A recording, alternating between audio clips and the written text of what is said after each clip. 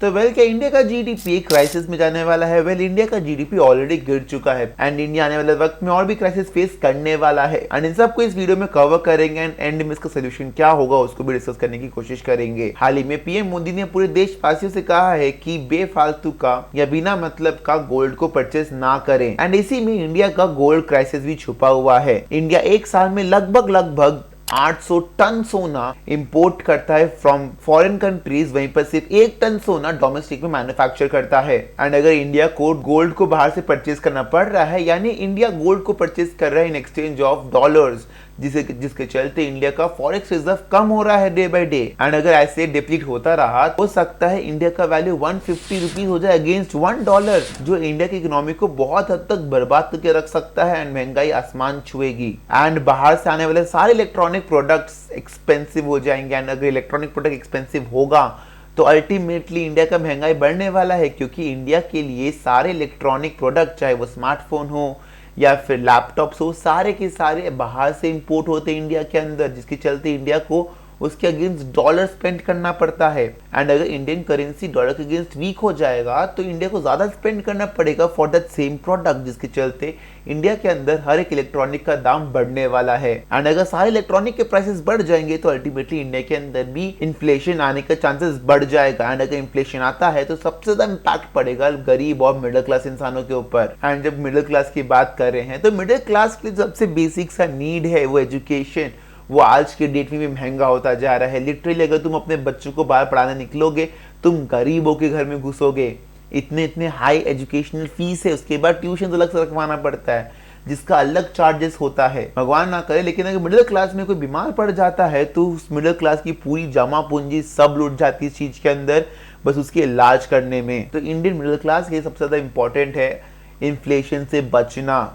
And यहीं पर जब इन्फ्लेशन की बात हो रही है तो we need to talk about the real estate problem in India. India में घर को रेंट करना एक लग्जरी बन चुका है, क्योंकि इंडिया में मैक्सिमम लोग on a serious note house को परचेस कभी नहीं कर पाएंगे अपनी पूरे लाइफ में। देखो घर के दाम दिन पे दिन बढ़ते जा रहे हैं एंड ये मोस्टली बढ़ रहा है मेट्रोपॉलिटन सिटीज में, क्योंकि गांव से लोग शहरों में माइग्रेट कर रहे हैं for good job and opportunity and वहां जाने के बाद उन्हें पता चलता है कि जो घर एंड लैंड है वो कितना ज्यादा एक्सपेंसिव है वहां पे। एंड यही अगर तुम कंपेयर करते हो हमारे दादाजी या फिर पापा जी के टाइम की से, तो वो लोग इस 25 साल की उम्र तक अपना घर बसा चुके थे, क्योंकि उनके पास क्लैरिटी ऑफ थॉट था या कह लोगों के पास इतना संपत्ति था कि वो एक जमीन खरीद सके। लेकिन आज के टाइम में तुम्हें करोड़ रुपया होने के बाद भी तुम्हें शायद मेट्रोपॉलिटन सिटी में 1 BHK फ्लैट भी ढंग से ना मिले एंड इसका सबसे बड़ा जिम्मेदार है फॉरेन एनआरआईज एंड बड़े बड़े बिजनेसमैन जो रियल एस्टेट को ब्लॉक करके रखते हैं फॉर इन्वेस्टमेंट पर्पस। फिर जब फ्लैट्स का शॉर्टेज पड़ जाता है तो यही बिजनेसमैन एनआरआईज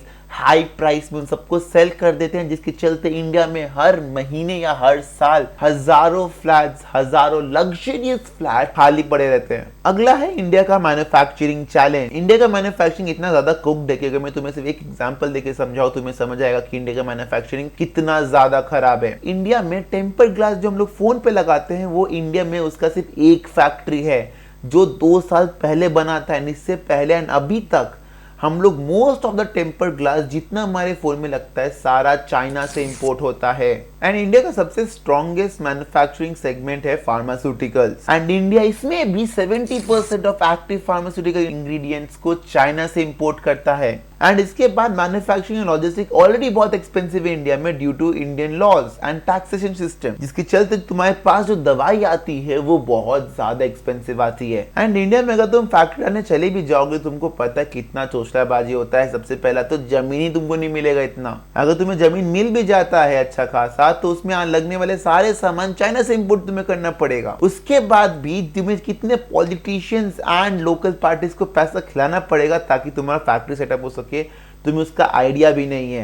एंड अगर तुम मैन्युफैक्चरिंग लाइन निकल जाओगे तुम्हारा दिवाला निकल जाएगा इंडिया के अंदर। इसके बाद जो इंडिया के इकोनॉमी को सबसे ज्यादा इंपैक्ट कर सकता है वो है खुद एआई। इंडिया की इकोनॉमी की बात कर रहे हैं, एआई सबसे ज्यादा क्रूशियल रोल प्ले करेगा आने वाले फ्यूचर जनरेशन के लिए, क्योंकि एआई सबसे ज्यादा इंपैक्ट डालेगा IT sector and creative field के सेक्टर में, जहां पे आईटी सेक्टर में ऑलरेडी एआई के चलते हजारों जॉब्स जा चुकी हैं, क्योंकि ह्यूमंस को रिप्लेस कर रहा है क्लॉड एआई। क्योंकि क्लॉड एआई कुछ लोगों का काम मिनटों में कर देता था, वही इंसानों करने में घंटों लगते थे। एंड वहीं पर क्रिएटिव फील्ड या फिर डिजिटल आर्टिस्ट की बात करें तो चैट जीपीटी का नया फीचर से लेजिट एक इमेज तक बन सकता है। जो तुम इस वीडियो को थंबनेल देख रहे हो वो भी चैट जीपीटी से ही बना हुआ है। तो इसके चलते मैंने अपना फीस बचा लिया फॉर दैट पर्सन जिसको मैं पे करता to make this thumbnail, and chat GPT से लिटरली एक प्रॉम्प्ट के थ्रू बनवा लिया। तो AI will definitely impact the Indian economy a lot. Now we know इतने सारे प्रॉब्लम्स है इंडिया की इकोनॉमी में, now we should know the solution for it. तो कुछ सोल्यूशन जो मैं लिख के लाया, लेट्स डिस्कस ऑन दैट। सबसे पहला सोल्यूशन है कि अपने आप को एआई के